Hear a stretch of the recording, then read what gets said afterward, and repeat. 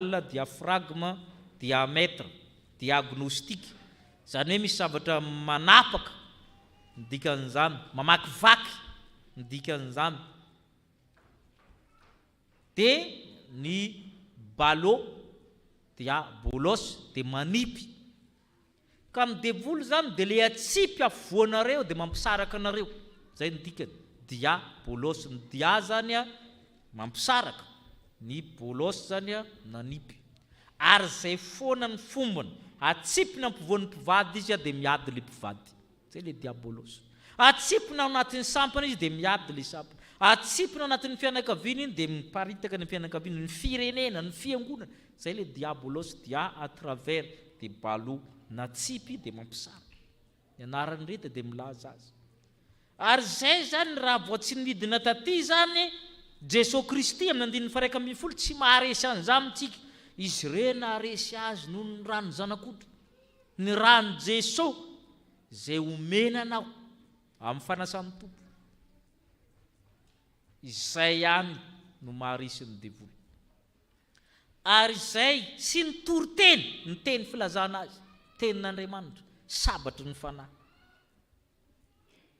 Faly ny tanan-danitra, mampitanareo any amin'ny tany ozy izy. Tany sy ny ranomasina.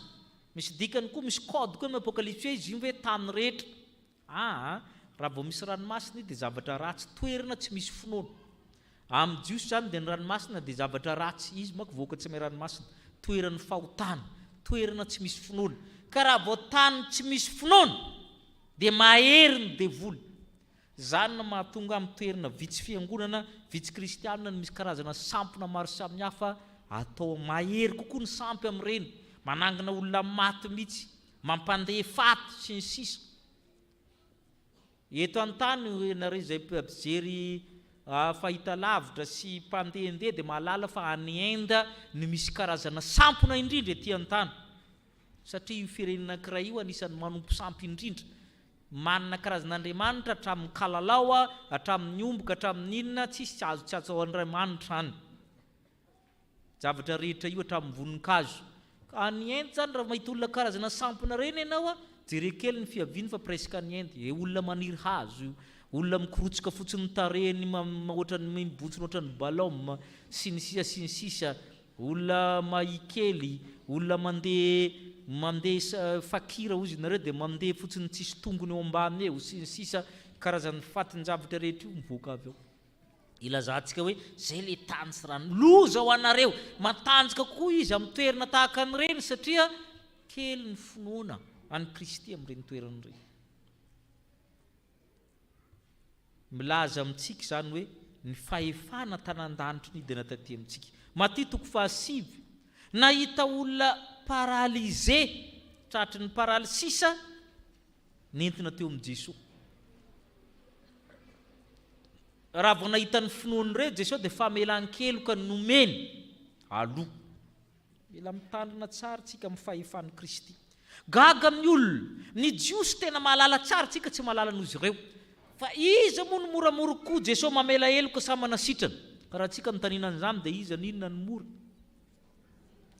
Ny manasitrana zany fa tsy zaly loatra.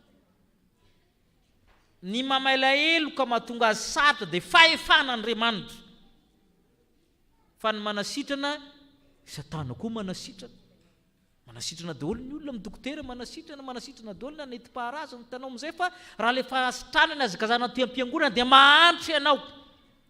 Ny famelan-keloka aloha no nomeny Kristy.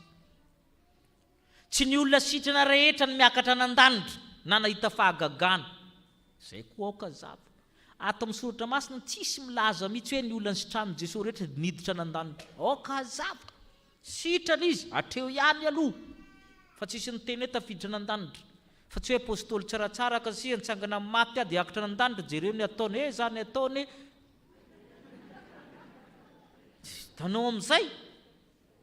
Fa iza no antikristy hiakatra nan-danitra? Tsy misy an'izao. Fa tsy tafiditra any ianao. Fa tsy hoe rehefa sitrana nitsangana maty anao dia tafiditra aminy. Ary zay ny fahefan'ny fiangonana tsy ny avintsika dia le mamela heloka. Le nomenanao teo no mahatonga anao nan-danitra fa tsy hoe ianao sitrana. Fa ny famelan-keloka no mahatafiditra nan-danitra. ilayntsika koa zany a ny miaina ambany fahefan'ny Kristy, ny famelan-keloka zay tsontsy ny avintsika ino miditra an-danitra. Fa nasitrana impiry ianao tsy voatery hiditra an-danitra. Tsy voatery hiditra an-danitra. Ary izay ny ampianarin'ny Tompo antsika ankehitriny. Ny fahefan'Andriamanitra no lazainy amin'ny Apokalipsy 2:20 teo. Nala amin'ny tanan-danitra amin'ny devoly mpiampangatsika andro aman'alina. Dia nefa rehefa midina aty izy a resitsika koa amin'ny ranon'i Jesosy Kristy Tompo. Mahaiza mampiasa ny fahefan'Andriamanitra andresenao ny ratsy rehetra. Amen.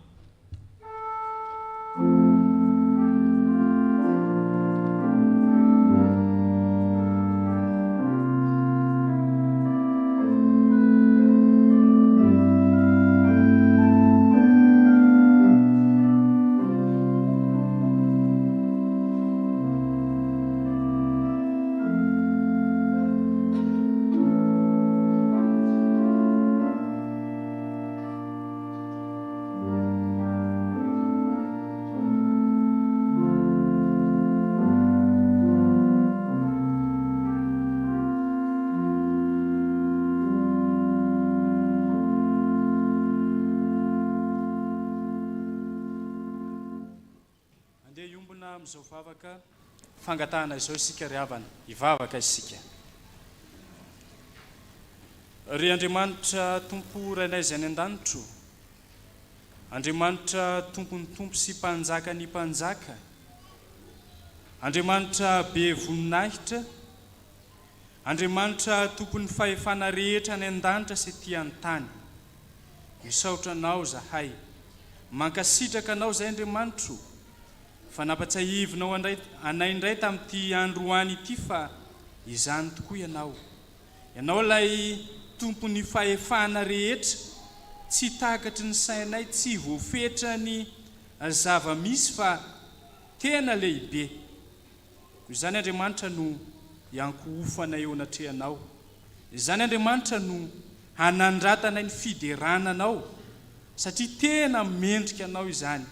Andriamanitra lehibe tokoa ianao. Mampanjaka ny fahefanao any an-danitra ianao, tamin'ny alalan'ny nandroahanao ny Satana hiala tany tamin'ny herinao sy tamin'ny fahefanao. Kanefa koa mampanjaka izany fahefanao izany ianao eto an-tany, ka dia izahay mpanomponao dia mandresy an'ny Satana ihany koa amin'ny alalan'i Jesosy Kristy Tomponay. Amin'ny alalan'ny finoana ianao, amin'ny alalan'ny famelan-keloka, fahefana mamela heloka izay omenao ho anay. Ho dia misaotra anao izay Andriamanitro noho izany teninao izany.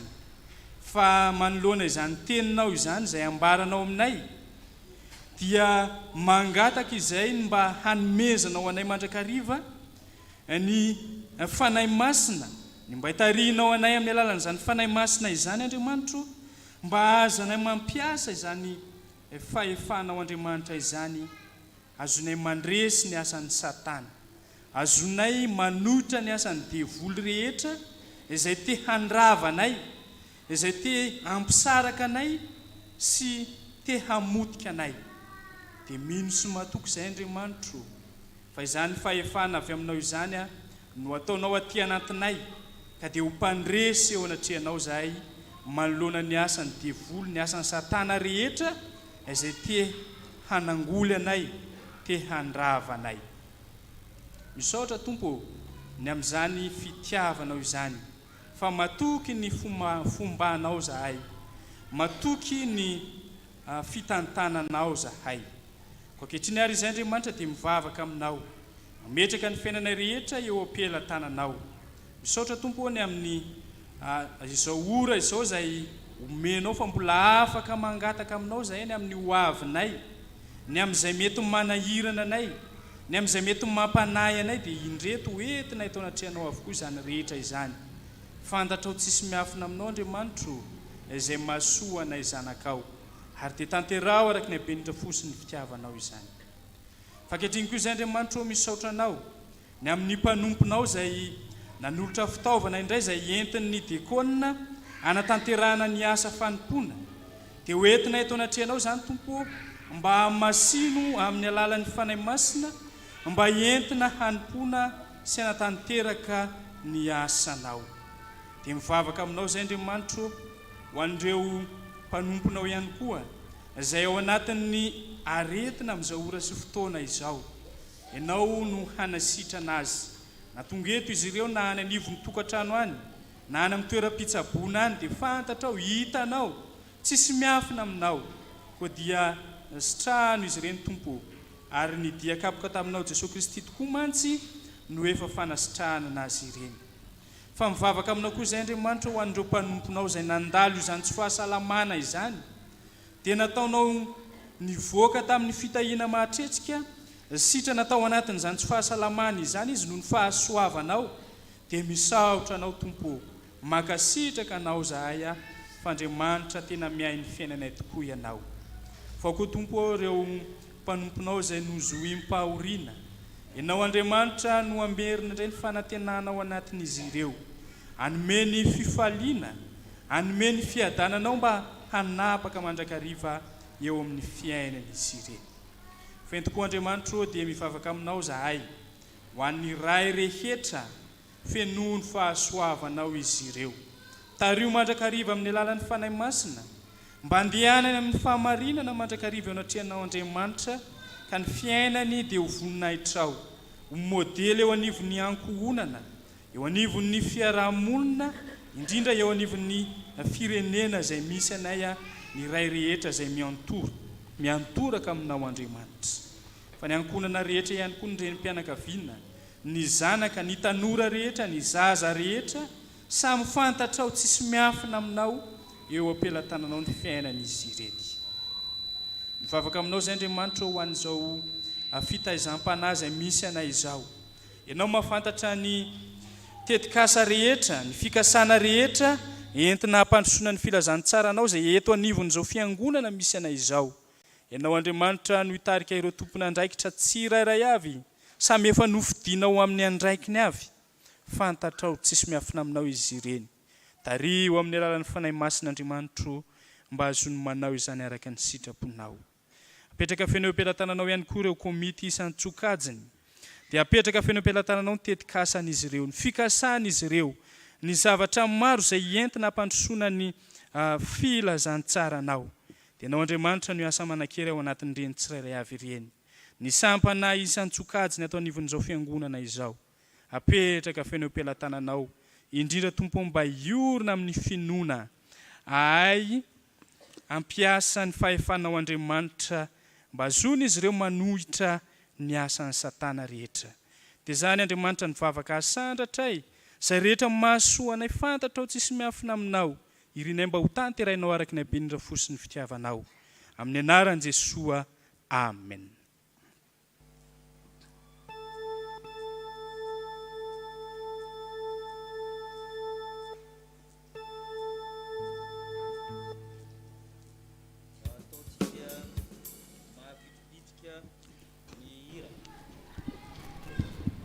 Hira fanampiny fahina amin'ny roapolo raha tsy diso atao mapitripitrika hiram-pandresena isaorantsika ny Tompo amin'ny Fahefany.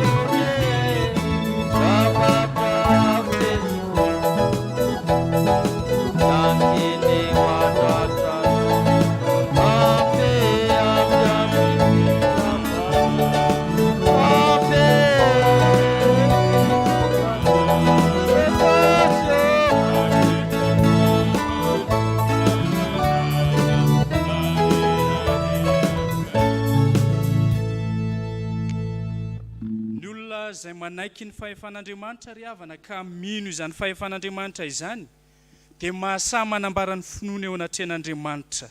Koa andeha isika ry havana hanambara ny finoantsika hiara hitsangana isika. Ny fanekam-pinoana laharana fahatelo no andeha iombonantsika manao hoe mino an'Andriamanitra tsy toa aho izay mpanao ny lanitra sy ny tany. Andriamanitra dia fanahy, Andriamanitra dia fitiavana. Andriamanitra dia manjaka hatramin'ny taloha indrindra ka ho mandrakizay. Andriamanitra dia mampiseho ny fitiavany antsika, fa fony mbola mpanota isika dia maty hamonjy antsika i Kristy. Mino an' Jesosy Kristy zanan'ilay tokana tompontsika aho. Tonga izy hitady sy hamonjy ny very. Izy no lalana sy fahamarinana ary fiainana. Izy dia tsy miova omaly sy anio ary mandrakizay. Mino ny fanahy masina aho. Izy no manambara amin'ny fanahitsika fa zanak'Andriamanitra isika. Fanahy iray ihany nanao fambatisa-tsika rehetra ho tena iray. Ny fandresena izay eto mandresy izao tontolo izao dia ny finoantsika. Tompo hampitombo ny finoanay. Amen. Petraka ny fiangonana. Ny avatsika razafy mandroso herin'ny aina sirandria maro tsy fony amahetia ny men'Andriamanitra dimy sy fara ka tonga amin'ny fanoloran-jaza isika dia ny zazakely razafy mandroso ambinitsolo ika izany. Vala amin'ny valopolo amin'ny fitonjato no raintsika ny andininy voalohany dia asaina hiatrika ny alitara masina izy ireo.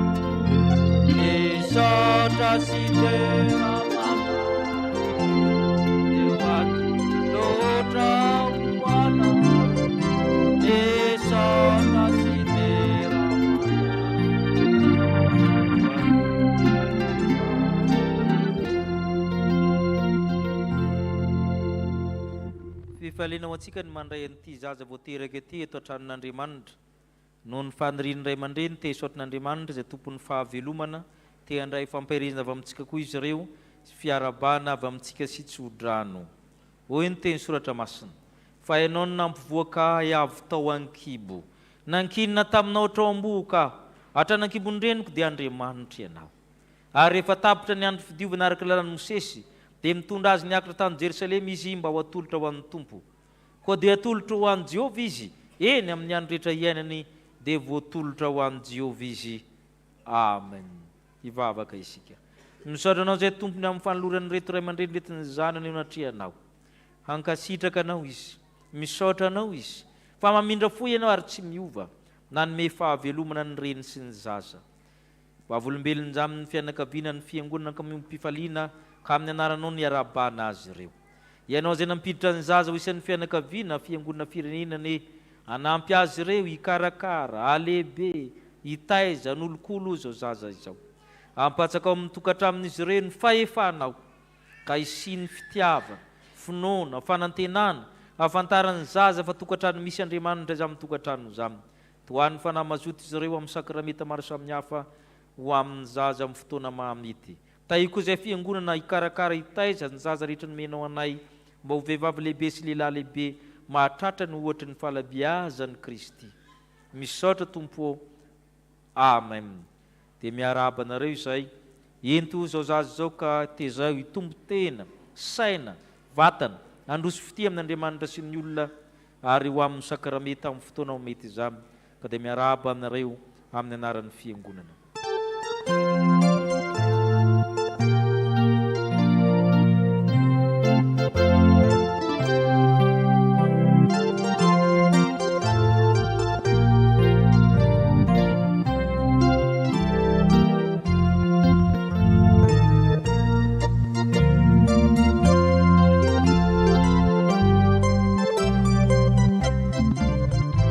Amin'ny vaovaon'ny fiangonana isika.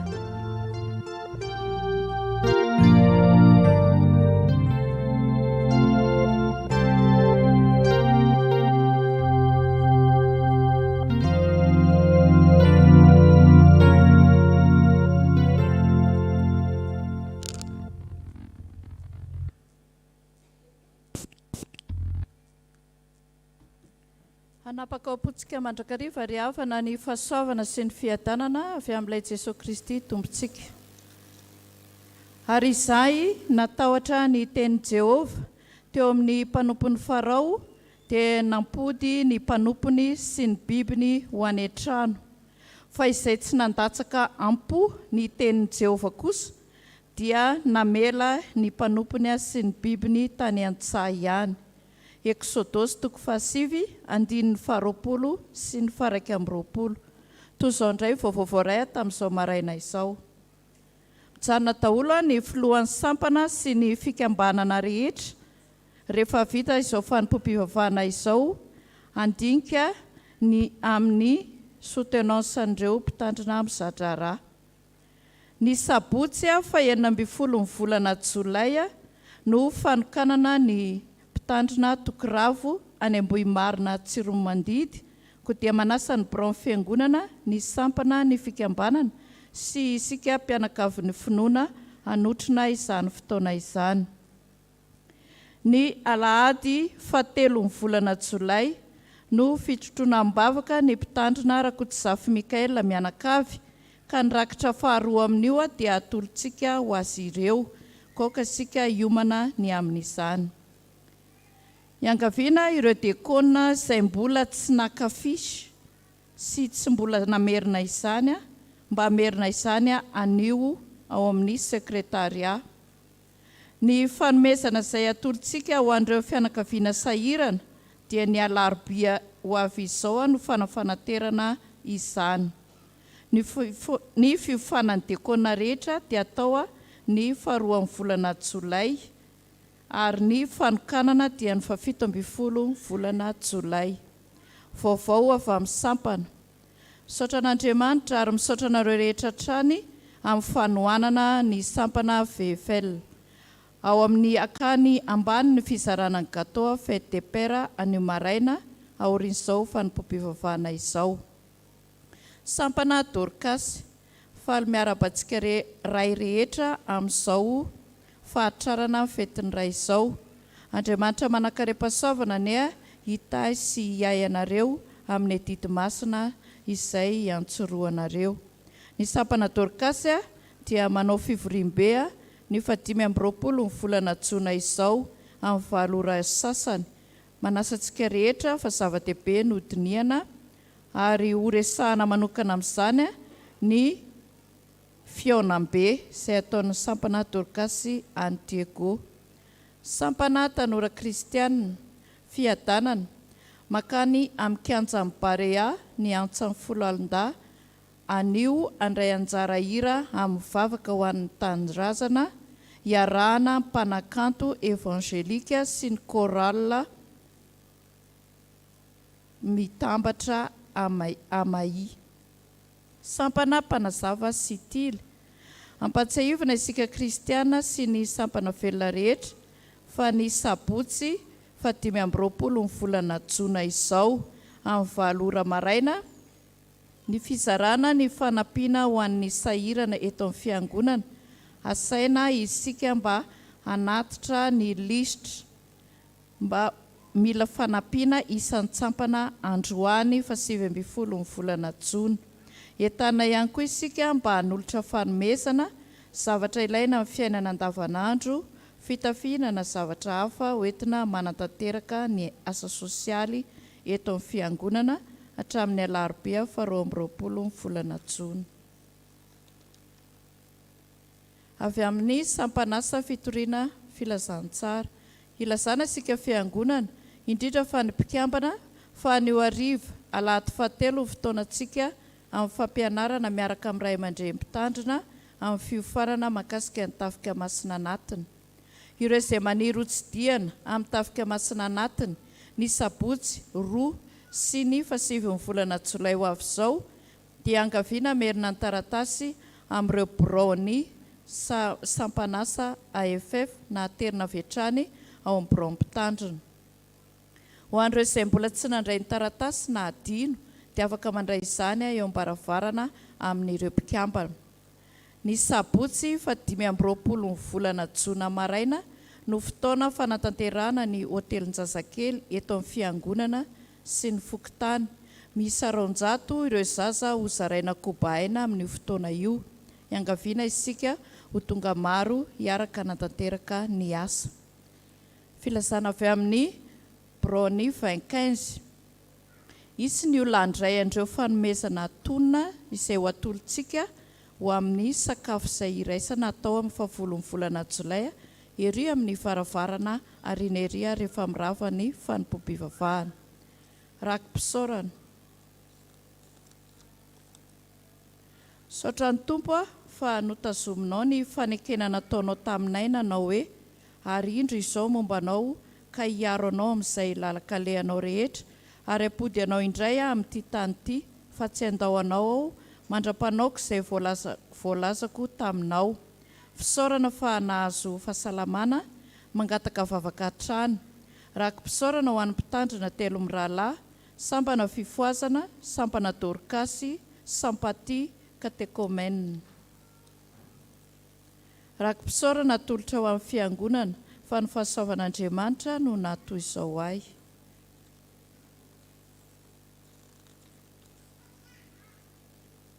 Ary nandremy feon'ny Tompo aho nanao hoe iza no irahiko ary iza no andeha ho irakay dia hoy izao inty aho irao ao atolotra ho an'ny tsangambato 25. Izay indray ry havana ny vaovao iray tamin'izao maraina izao aho voninahitra ao an'Andriamanitra irery any.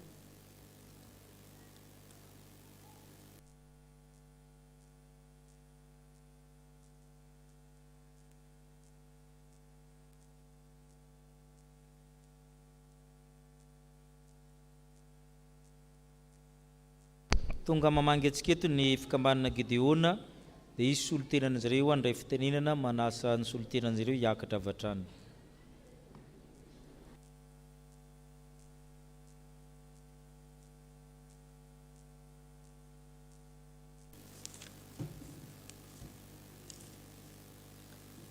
Mangataka ny Jona sy auxiliaire izay tonga manatrika eto mba hitsangana fa hiaraban'ny fiangonana sy mpitandrina isika.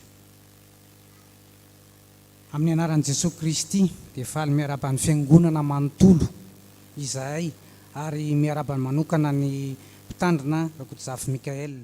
Tsy adinonay koa ny miaraban'ny ray rehetra na hatratra izao fetin'ny ray izao. Misaotra an'Andriamanitra lehibe izahay ary misaotra amin'ny fiangonana manontolo sy mpitandrina amin'izao ahafahanay mandray fitenenana eto ankehitriny.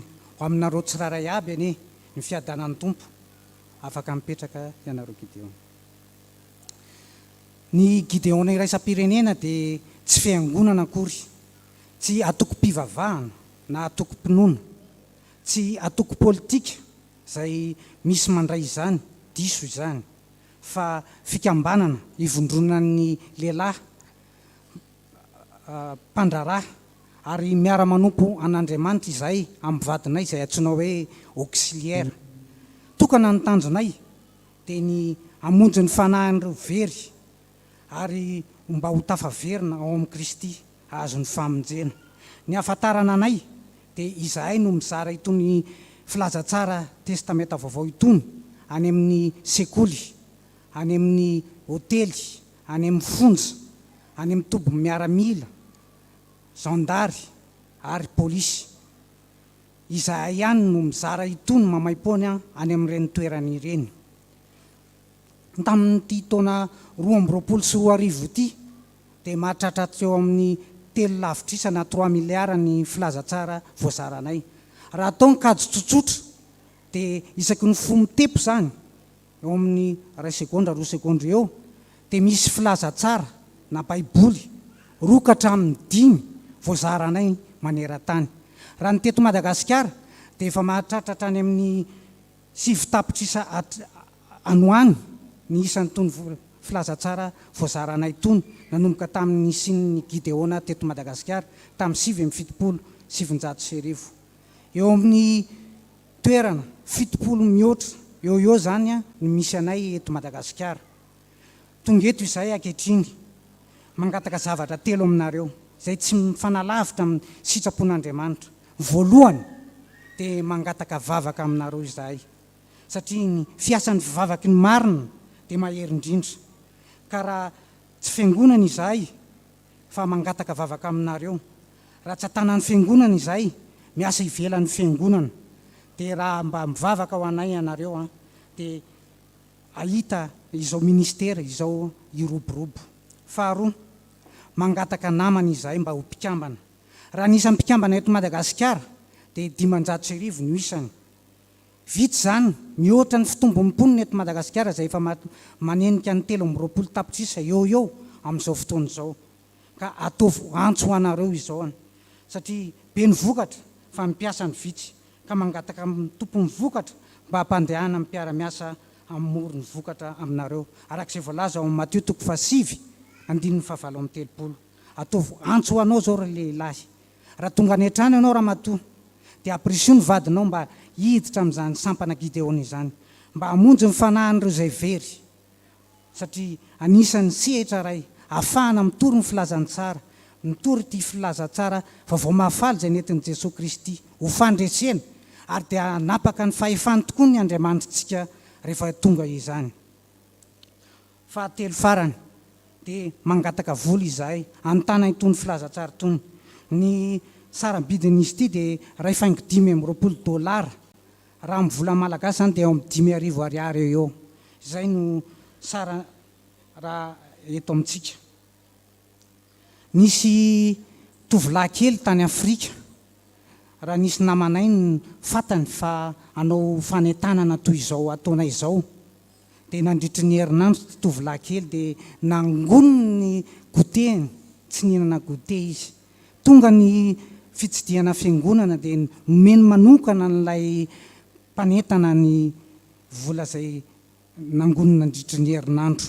Hoy ilay mpanentana taminy, tadidio anaka fa tsy eto amin'ny firenenao ihany no amalinan'ny zao vola nomenao zao, satria io vola io rehefa tonga any aminay Gideona dia avadika $, satria alefa any Amerika ny Nashville izy io, dia avy eo averina any amin'ny firenena hafa, dia anisany namoto ny filazantsara tany amin'ny firenena hafa zany ilay tovolahy. Be dia be ny fijoroana vavolombelona, voaray saika isan'andro nateraky ny nandraisa ny sokajin'olona samihafa itony filazantsara vaovao itony. Izay zaraina apetraky ny Gideona. Anisan'izany izay fijoroana vavolombelona izay entiko eto aminareo. Isaky ny mijoro manentana ohatr'izao izahay dia mitondra itony filazantsara itony any am-paosinay. Tamin'ny taona 2012 izay mivady ranamangy izany fiangonana izany. Teny an-dalana dia nisy antso an-tariby voaray ny vadiko. Olona mitomany mikikika mila vonjy. Tsy fantatra izay mahazo azy dia navaly ny vadiko azy hoe rehefa mirava ny fivavahana izay atrehanay ho avy any izahay. Tonga tany izahay. Inona no hitanay? Ramatoa anankiray izay tratra ny cancer généralisé, zany hoe efa tena tsy tafatsangana teo mpandriana. Inona mbo no azo natao fa dia nampahery azy nitondram-bavaka ho azy. Noho ny vita ny fampaherizana dia natolotra azy ilay filazatsara. Lasa izahay. Tonga tany an-trano niantso azy ilay ramatoa. Gaga ianao. Atsopitandriny izahay io sisy. Noho ny namakiny ilay tenin'Andriamanitra atao amin'ilay tranony dia tonga tamin'ny tenin'ny Tompo hoe raha misy marary ao aminareo, antsoviny ny mpiandry na mpitandrana. Tonga tany ilay mpitandrana satria nitondra izany mpitandrana zany zahay, nivavaka ho azy, nampahery azy. Inona ny zava-nisy ozy ianareo? Sitrana tanteraka ilay ramatoa, mivavaka, nazotony ny angony, tsy izy rery ihany fa hatramin'ny vady aman-janany, hatreo ny tantara. Fa ny tiako ambara aminareo dia izao: manova olona ny tenin'Andriamanitra, ary tsy misy afa-tsy ny tenin'Andriamanitra irery ihany no afaka hanova fiainan'olona. Fa voasoratra eo manko, dia ho tahaka izany ny teniko izay aloko ny vavako, tsy hiverina amin'ny foana izy raha tsy efa mahatanteraka izay sitrako. Ary ambinina amin'izay ampandehanako azy, izany voasoratra ao amin'ny Isaia 5:12. Misaotra anao noho ny fifantohana sy ny faharetana, aoka ho an'Andriamanitra rery ny voninahitra.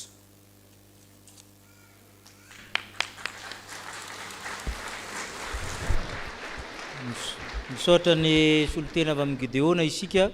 Izy ireo ny namanay mizara beboly eny amin'ny tafika sy ny zandary.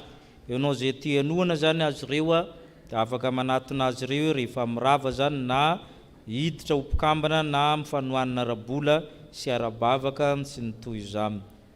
Mitoy ny fanangonany asa sosialy avy amintsika zany omenareo zay sahirana, ka mahazo toy ianao manatitra ho amin'ny bureau mpitandrina na misambana mpanazava stily fa ho atolotra amin'ny herinandro io zany ka dia atero ny anjaranao, aza mitahiry zavatra tsy ilaina naminao any fa manjary fahotana, fa rehefa tsy ilainao dia mahasoa ny hafa.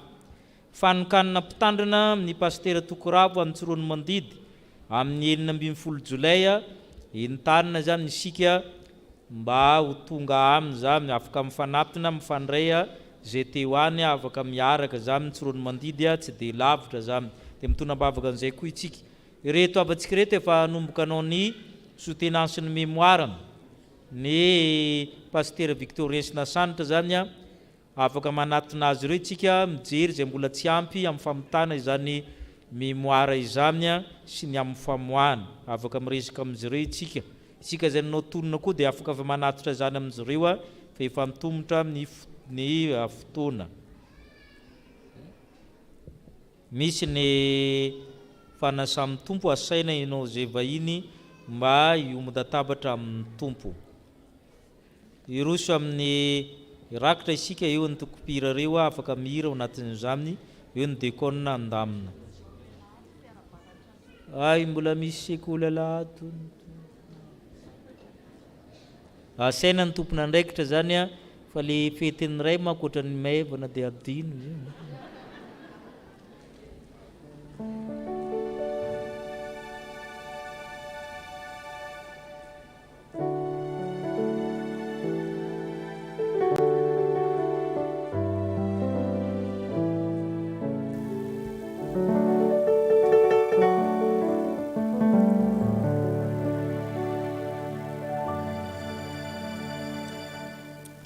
Faly miaraba ny fiangonana manontolo amin'ny anaran'i Jesosy Kristy Tompo. Andro lehibe tokoa ny andro anio ry havana, ary miaraba manokana ny ray rehetra tonga amin'ny tia Alahady maraina ity.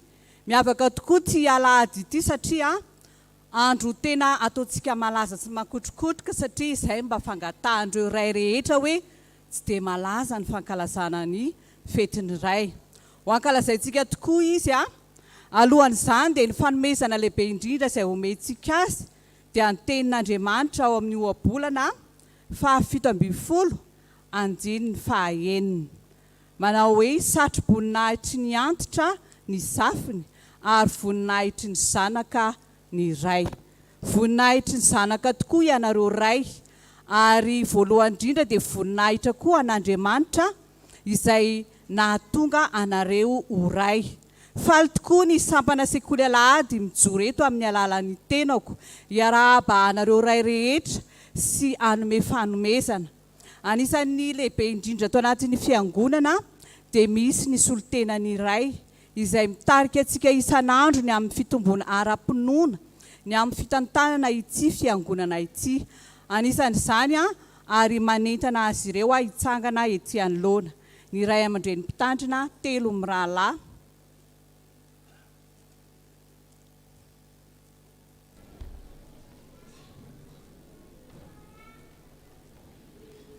ny filohan'ny fiangonana tsy adino koa ny filohan'ny sampana sekoly Alahady.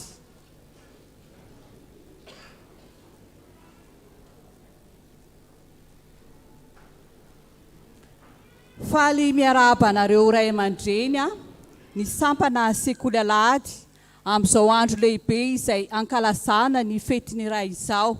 Lay Andriamanitra be fitiavana ne androtsaka ny fitiavana sy ny fitahiana aminareo mba ho tena ray mendrika ny fianakaviana sy ny ankohonana ary indrindra ny fiangonana ianareo. Faly izay zanaka mankalaza izany fetiny iray izany satria tsy tanteraka tokoa ny atao hoe ankohonana raha tsy teo ianareo ray. Ny any fanirinay dia ny tombonareo ny amin'ny fitahiana, ny hery sy ny tanjaka. Ary Jehovah lay Tompo Andriamanitra sy Jesosy Kristy ane omba sy ampahery anareo.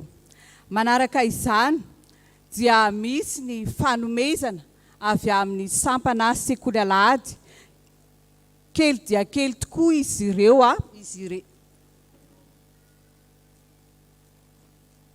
kely dia kely tokoa izy io fa dia antolotray ampitiavana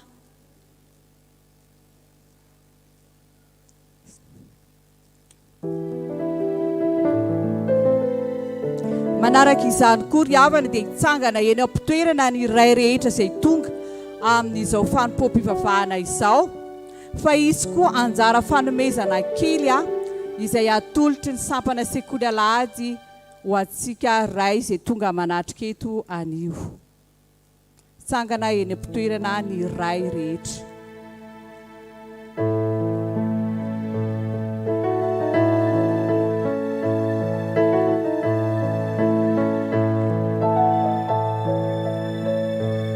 Ao anatin'ny fotoana izay izarana ilay fanomezana dia mbola natateraka hira ny sampana sekoly Alahady izay hira tena hikalona sy ambabona ny foa fa tsy sambatra izay manana ray dia ray be fitiavana.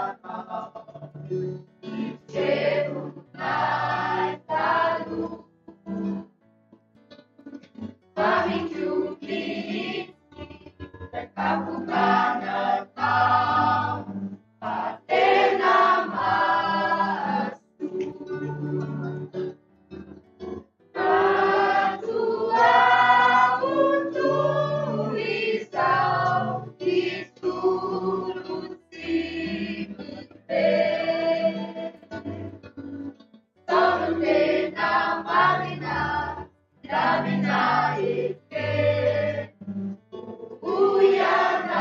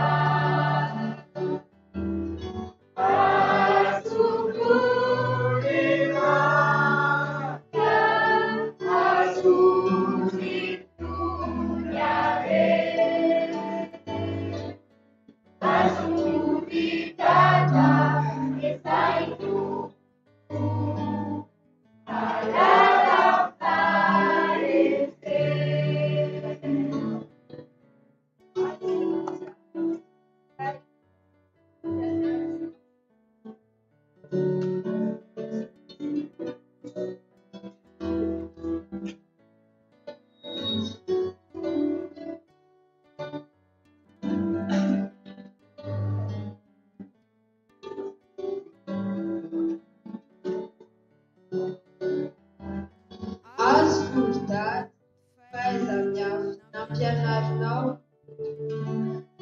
le spikirizana dia tena volafafy ao anatiko ao. Azo tovolaty ireto-toanye hita ianao an-trano. Ho salamy ianao n'aiza n'aiza le hiaraka anao.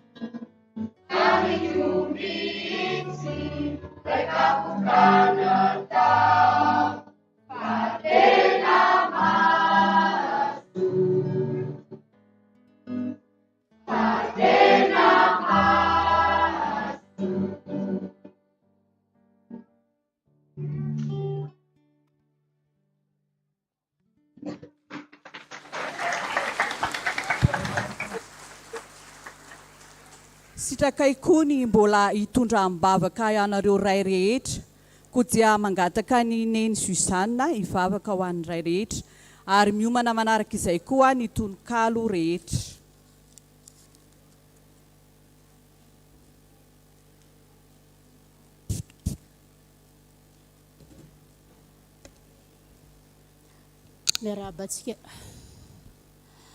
Miarabantsika rehetra amin'ny anaran'i Jesosy Kristy Tompo. Hivavaka fa izao ny sampana sekoly Alahady no nanao ny anjarany tamin'ilay fiarabana ray teo. Kanefa ny fiarabana ray amin'ny fotoana tahaka izao zany tokony fantatritsika rehetra fa tsy ny sampana sekoly Alahady irery ihany no maninona tokony hanao an'izay fa be dia be fa ny anazy zany sampana sekoly Alahady le nanao teo dia isaoranazy amin'izay fandraisana anjara zay. Fa ny jankanako eto zany vadin'ny mpitandrana isolo tena ny reny rehetra indray zany hiarahaba nareo ray rehetra rehefa avy tsika mifampitondra ambavaka. Nahoana moa arabaina ny ray? Zava-dehibe amin'ny tokantrano anankiray ny fisiana ray ao anatiny.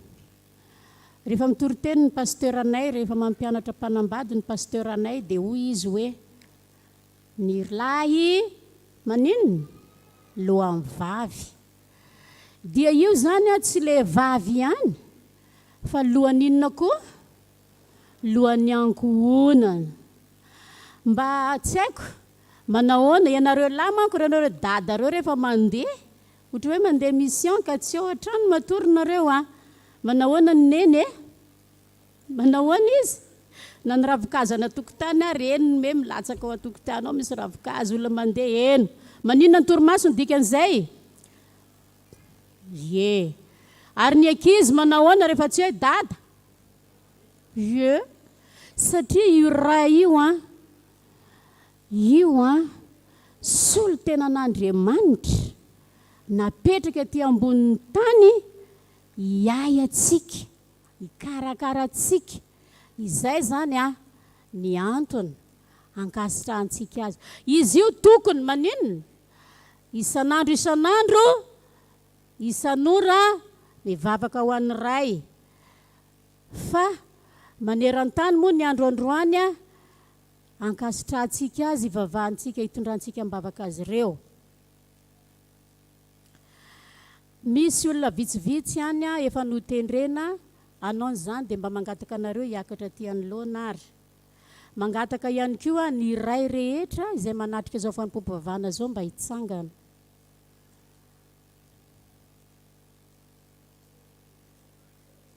hitondram-bavaka anareo zay kanefa izao koa misy fangatana kely satria ozy nareo hoe mangatsiatsika foana ny fetin'ny ray mariny zany satria nareo manko ny mahaloha manahoana moa ny loha misatrika izy tsara tsy manao satrika koa izy mahafinaritra dia ohatrany hoe manja foana ny ray dia adinidininy olona ary ny ray koa matetika manetry tena zay iza ny reny mipetraka eo akaiky ny ray mba mitsangana hoe zay mipetraka akaiky ny vadiny maman zay mipetraka akaiky ny vadiny hoe mba hitsangana mangataka atsika ny ana lavidavitra ana fa mialatsiny dia mba anao voroka masinareo ray mba horoa izy fetiny ray androany dia hoe ho aminao neny ho aminao aneny tombo atao voroka masina mamy be isa 2 3 ho aminao ane eny ary menamenatra zaindra ny ray nefa atao tranony ray atao tanin'Andriamanitra nahoana moa ampisehoana fitiavana ny ray eny ary mahazotoerantsika reny dia ifandimbivavaka ho anareo zany ireto zanakareo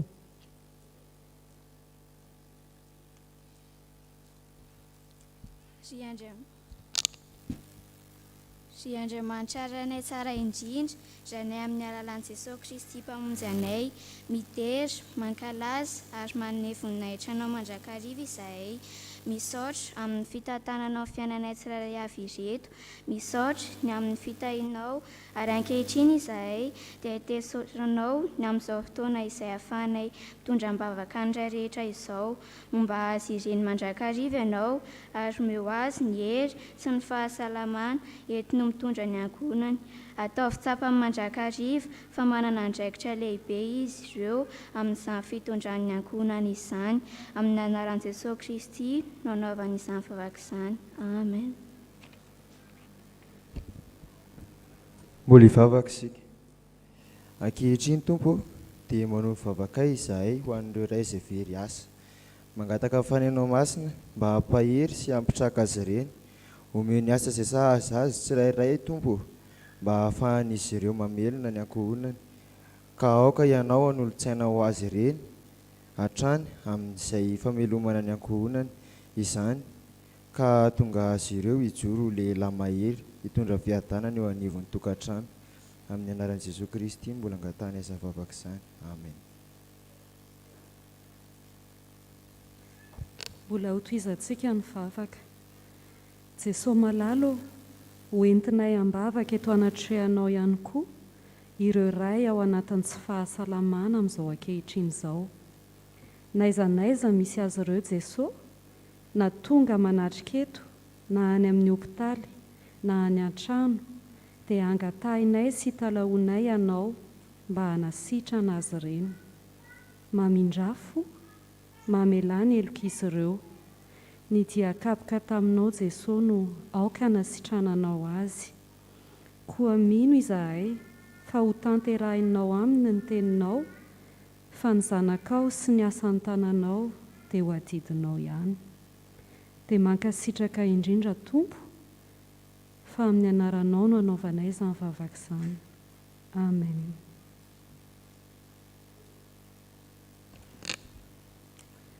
Mbola hiara iombavaka isika tompoko. Andriamanitro, miantso anao zahay, mitalao man'ireo ray izay voakejany zava-mahadomelina. Tsy misy miafina aminao ny etaetan'izy ireo mba hiala amin'izany. Mety misy ihany koa nefa tompo tena mbola voafatotra makamamy an'izany zava-mahadomelina izany. Ray eo, mety miaina ao anatin'ny fahoriana, ny fijaliana, ny ankohonana izay misy azy ireny. Ao anatin'ny tebiteby mandrakariva ka tsy mba misy fiadanana sy filaminan-tsaina, vokatry ny tabataba sy ny korotana, anteraky ny zava-mahamamo izay hohanin'izy ireny. Aoka reny fanahinao masina hiasa ao anatin'ireo ray, voakasika izany ankehitriny, satria raha ianao tokoa no manafaka, dia ho afaka izy ireo. Dia amin'ny anaranao Jesosy mpiainy vavaka no angatahana izany. Amen. Mbola manohiny vavaka isika. Tompo malalo, mahatsiaro am-bavaka ihany koa izahay ho an'ireo ray voafonja noho ny antony maro samihafa. Misy amin'izy ireny tompo endrikendrika no nahatonga azy ihany. Ampahery azy ireo hatrany ianao manoloana izany. Araoka ianao hiasa mba hahafahany mivoaka anatin'izany fonja izany ka hiverina amin'ny ankonan'izy ireo. Ianao ihany koa tompo no hiasa ao anatin'ireo ray meloka ka ahatsapany ny fahadisoany ka hitodika sy hiverina aminao Andriamanitra ray. Ataovy tsapany fa tia azy ireo mandrakariva ianao. Eo ny fianakaviany, omeo azy ireo izay ety manana ikarakarany ireo mpanomponao ireny, ary ampaherezy ihany koa izy ireo eo anatrehany izany. Amin'ny anaran'i Jesosy, ilay efa nametrahanay ny fiainanay no hanaovanay izany vavaka izany. Amen. Mbola noho ny vavaka trano isika. Jesosy Kristy tomponay io, misy koa any ray izay mampijaly ny ankohonany, mamindra fo amin'izy ireny ianao, mamela ny elony, ataovy mahatsapa ny fahalebazany izany hoe ray mpianakaviana zany izy ireny, ka hanome lanjany vady aman-janany, koa hifampizara fifaliana sy fitiavana eo anivony ankohonany. Ary ny fananao no hiasa ao anatin'izy ireny mba hatsiarovany fa manana didy amanandraikitra izy eo anivony fianakaviana. Ny fananao masina no aoka anjaka eo amin'ny fiainan-tokantranon'izy ireny ka ho feno fifaliana izany tokantrano izany. Asandratra amin'ny anarana Jesosy Kristy izany vavaka izany. Amen.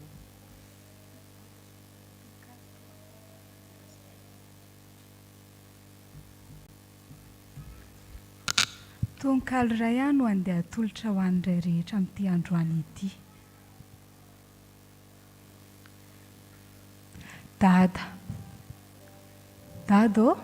androany aho ilaza zavatra ho anao.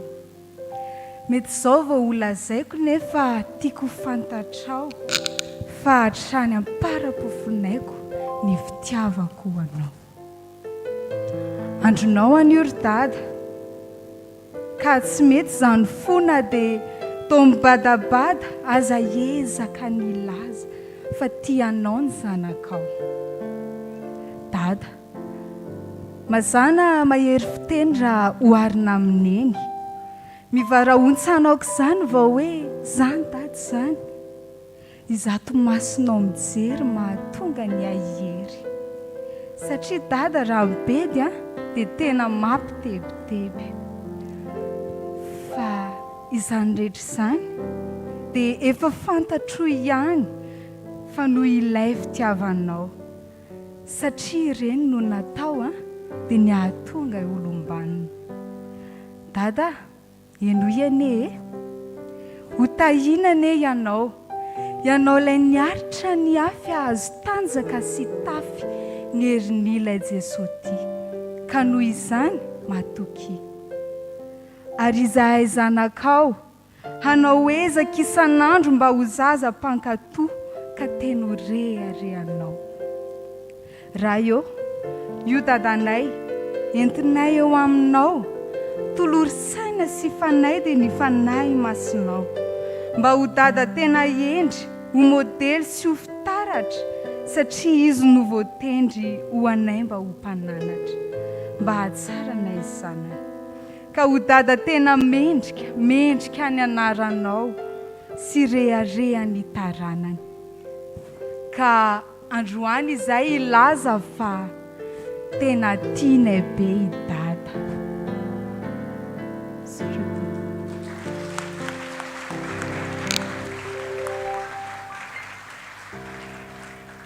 Mahazo toerana ianareo nampitoerana fa izao misy izay efa tsy manana dada intsony mangasy azy dia vavaka ho azy ireo tsika.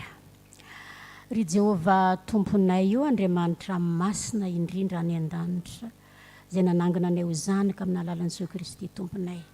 Mankalaza ny fetiny ray zahay ankehitriny, tsy miafina aminao ny vavaka efa nasandratra ny fandimby teto kanefa tompo ankehitriny misy ankohonana mangasy azy satria efa nodimandra ny ray mpianakaviana. Andriamanitra rainay ianao dia angatanay ny ianao ho rain'izy ireo, kiadin'izy ireo ianao ary atsapan'izy ireo ihany koa fa ianao Andriamanitra dia tsy manary na dia efa tsy eo ary ilay ray olombelona fa ianao Andriamanitra ray kosa dia ao atokantran'izy ireo mandrakariva ka hiara-paly amin'izy ireo ianao ary anome azy ireo fifaliana amin'ilay tokantrano izany. Mba voninahitra naranao rery ihany Kristy tompony ampisinay eto ary amin'ny anarany ihany koa nametranay izany vavaka izany. Amen. Eto izay dia hiara-aba reto, solony ray reto, solonareo rehetra izany reto dia arabainay amin'ny anaran'i Jesoa Kristy.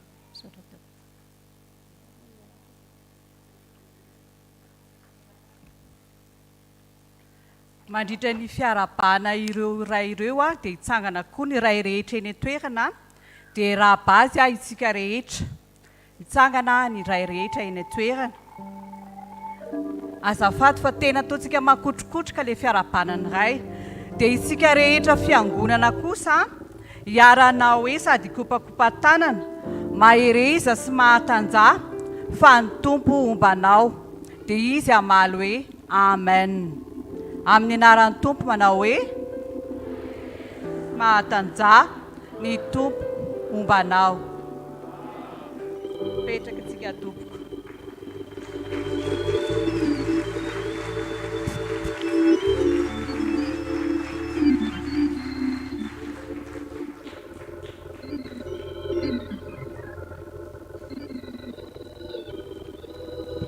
Miarabantsika rehetra amin'ny anaran'ny Tompo. Tena marina tokoa androany angamba ny tena fetiny ray tena nakotrokotroka. Tena nakotrokotroka amin'ny fetiny ray androany isaorana ny fiangonana ray manontolo amin'ny alalan'ny sampana sekoly Alahady. Ary manaroatra koa misaotra ny ray rehetra ny tenako amin'ny filohan'ny birao fiangonana. Tratra izao andro anio izao dia ireny vavaka izay natolotry ny reny ny zanatsika ho atsika ray renany dia ho tanteraka amintsika mianakavy. Tsy ampitsangana ny ray intsony satria efa exercice be dia be no natao teo fa rehefa tena nandinika tokoa teo tena tsy ampy ny ampaefatra ny fiangonana akaitsika ray no mivavaka ka dia manentana ny ray rehetra izay ny akaikitsika eny etano mba hanolotra ny tenany ho an'Andriamanitra ihany koa amin'ny alalan'ny fanompoana azy tsy voatery any an-trano foana fa na aty am-piangonana ihany koa.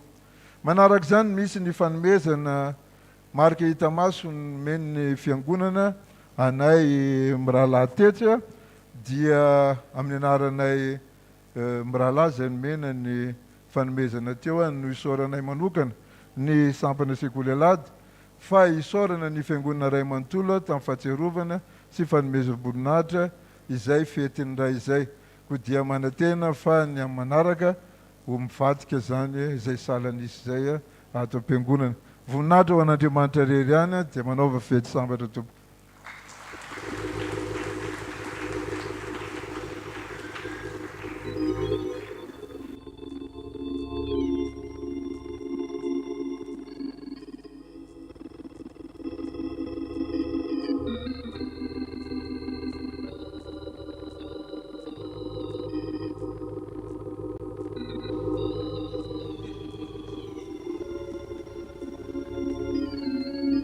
Misaotra ny tompontsika ny amin'izany rehetra izany roso amin'ny rakitra isika dia eo ny atokopirany dia konina andamina momba an'izany.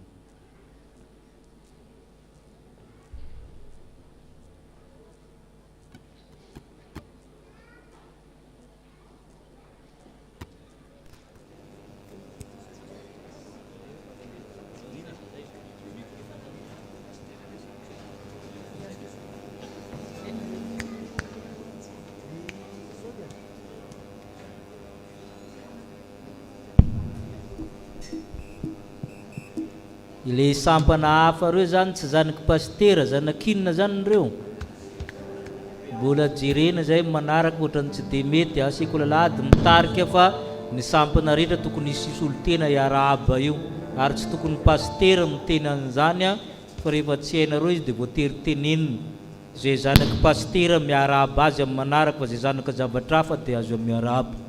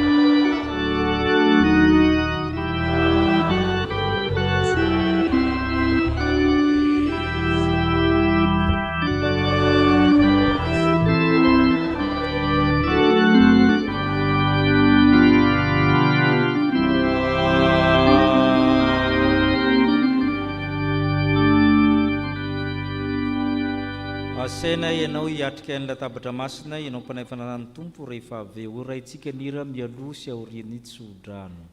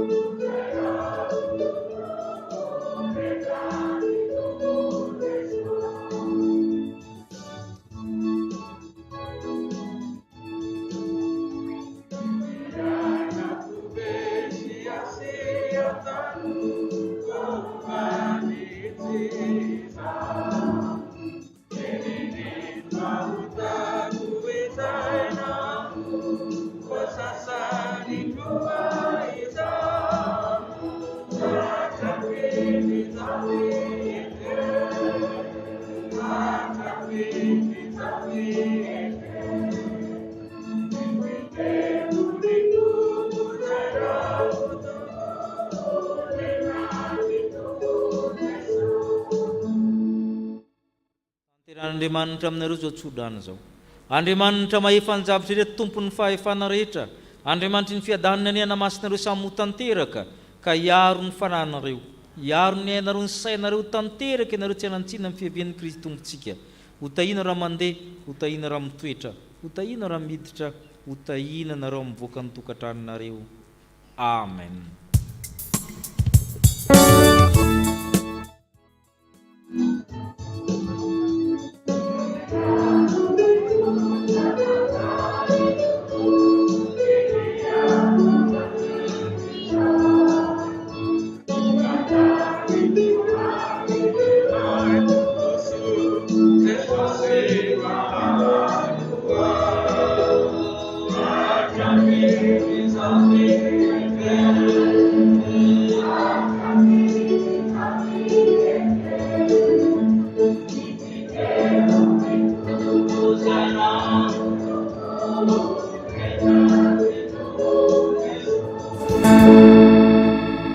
Petraka hivavaka mangina isika. Ankehitriny dia tonga ny famonjena sy ny hery sy ny fanjakan'Andriamanitsika sy ny fahefany Kristiny. Ho an'Andriamanitra irery ny voninahitra amin'ny anarany. Amen.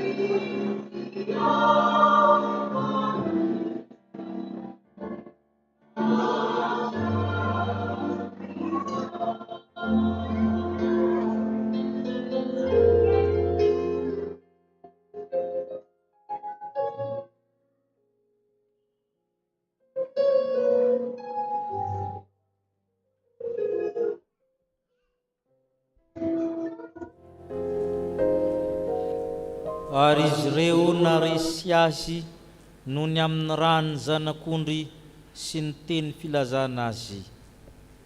Amen. Velatra manoloantsika izao fanasana masina izao, manambary ran'ny zanak'ondry izany ho famantarana hita maso sy azo tsapain-tanana koa asan-drato amin'ny tompo ny fonareo. Fantatra fa tompony tompo sy mpanjakan'ny mpanjaka ianao Kristy, manana ny fahefana rehetra nandanitra izay ty an-tany, ka amin'ny anaranao no andohalehany lohalika rehetra. Feny fiderananao ny amin'ny kerobima sy ny serafy mirakotry ny elany, ny ariky anjely sy ny anjely tsy ombialina alina, ny mpaminany sy ny apôstôly ny martio re ny olom-boavitra efa sambatra aminao. Mianta aminao zay mba iombona amin'ny feny marobe anandanitra, ka hisandratra sady ny fanjakana sy ny fibiana manao hoe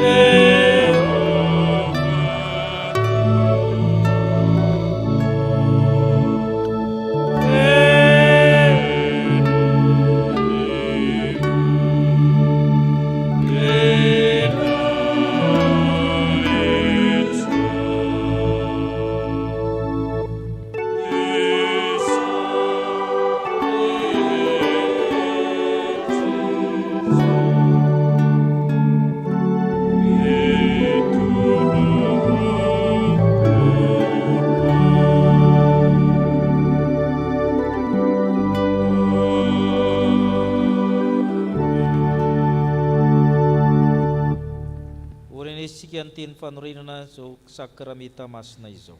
Fa i Jesosy Tompo tamin'iny alina izay namadiana azy, tena andray ny mofo ary rehefa nisaotra izy dia novakeny ka hoy izy: raisy ho ano ty ny tenako izay omena ho anareo, zao no ataovy io fahatsiarovana ahy. Dia araka izany koa ny kapoaka rehefa nihinana dia hoy izy: misy tro amin'ity ianareo rehetra, fa ity no rako dia ny amin'ny fanekena vaovao izay latsaka ho an'ny rehetra ho famelan-keloka. Izao no ataovy fahatsiarovana na ovinana misotro ianareo. Fa na ovinana ianareo no mihinana itony mofo itony sy misotro amin'ny kapoaka, dia manambara ilay fahafatesan'ny Tompo ianareo mandra-piaviny. Hivavaka isika hangataka ny fanamasina sy ahatsiaro ny asa-pamonjen'i Kristy. Indreto izay Tompo, manao ny fahatsiarovana nahatongavany zanakao olona, ny fijaliany sy ny fahafatesany fitsanganana amin'ny toerany maty, ny fiakanana amboninahitra noho izy mifona mandrakizay io nkavanany ray. Eny tianao raha era mitoetra hitany voninahitra ao izay nomenanao tsy mbola ary ny fanorenan'izao tontolo izao, ka mahita izany fahefany Kristy izany. Izany mahatonga anay miandry sy mitalaho ny fiverenana, koa mba hafen'ny voninahitra no fanatim-pisaoranay raha io, da io tanteraka sakramenta masina zao. Endry Kristy le tokany, Kristy le tamteraka, Kristy le natena ny ray mandeha monja ho anay teo amin'ny azo fijaliana. Eny ry Tompo ray anay nandanitra, hiasa aminay neny fanahy masina, mianta aminao zay ry fanahiny Kristy, amasino ny mofo manamara amin'ny tenan'ny Kristy, amasino toraka izany divay manamara ny rany Kristy, ka hiasa aminay ny fanahy masina, ahatonga anay ahatsiaro fa tafaray amin'ny nofo mandran'ny Kristy, ary omeny Kristy ny fahefana, ary andresy ny ratsy rehetra fa ny fanamasina dia fanahy mahery mahary mamelona manamasina manomena ny fanomezam-pahasoavana rehetra za amin'ny angatahina amin'ny alan'i Kristy sy miaraka amin'ny Kristy rao amin'Andriamanitra tsy toko mba mifiraisina amin'ny fanahy masina ao amin'ny laza sy ny voninahitra rehetra mandrakizay amen. Ny mofo izay vakitsika dia firaisana amin'ny tenan Jesosy Kristy tompontsika izay novakina ho antsika ary satria iray ihany mofo isika koa dia tena iray ihany na dia maro aza fa isika rehetra dia samy mandray sy mihinana amin'izany mofo iray izany avokoa. Ny kapoky ny fisaorana izay saorantsika dia firaisana amin'ny rano Jesosy Kristy tompontsika ny rano fanekena vaovao izay nalatsaka ho antsika. Hoe Jesosy Kristy tompandeha fifovoatra avokoa zao ny zavatra rehetra amen. Ipetraka isika no laran-kira voalahatra amin'ny fizarana ny mofo sy ny kapoka.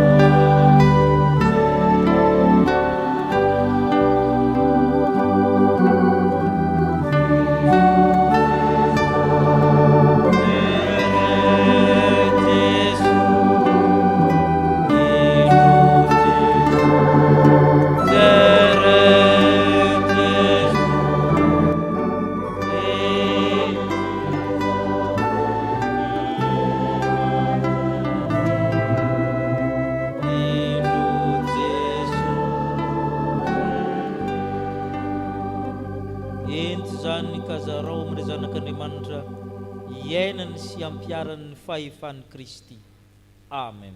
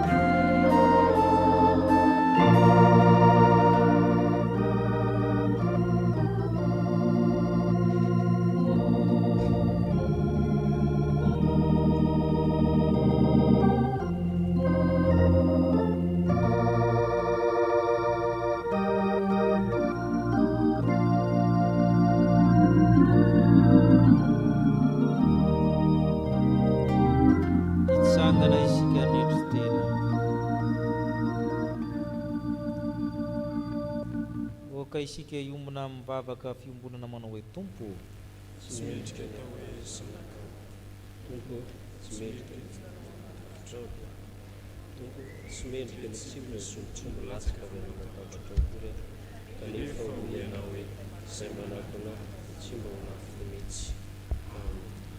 manomeza mofonaina tompo ho tanjakay.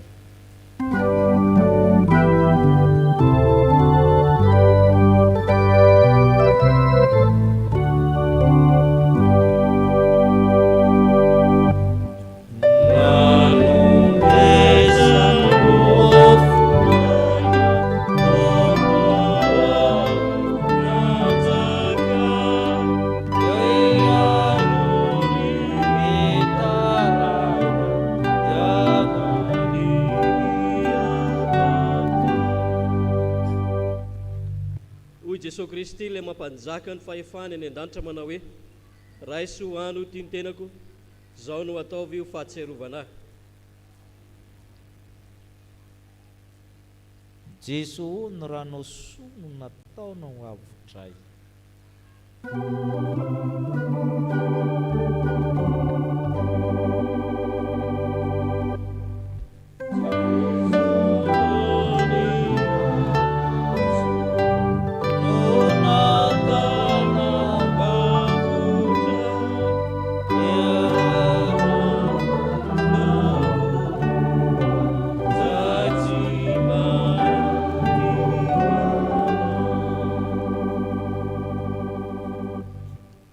Jesosy Kristy ilay mampanjaka ny fahefany eto an-tany hoe sotroanareo rehetra ity fa ity no rako dia ny amin'ny fanekena vaovao izay latsaka ho an'ny maro famelan-keloko izao no ataovy fahatsiarovana na ovinany misotro ianareo.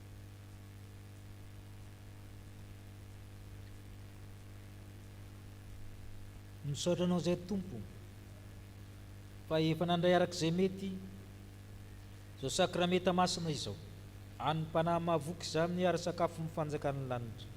Maranata, avia Jesosy tompo. Amen. Hoy ny apôstôly masina, aza manana inona foka ny favahana sy ny fifonina ambany fisaorana no entinareo manambara ny fangataminareo amin'ny Andriamanitra amin'ny zavatra rehetra. Mifalia mandrakariva ao amin'ny tompo izaho ny ray. Mifalia. Amen. Hipetraka isika hanao ny rakom-pisaorana.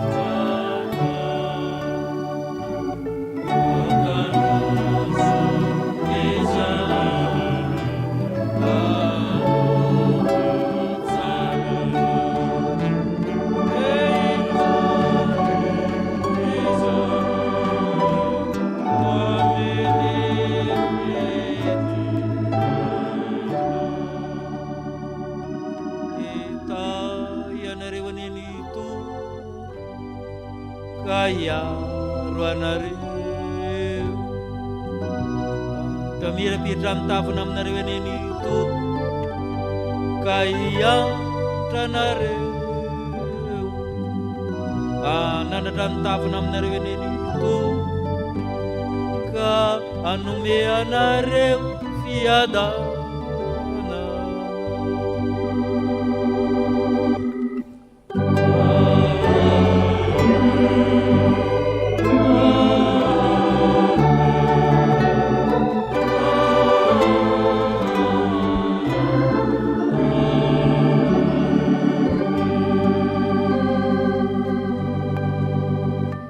Petraka hivavaka mangina isika.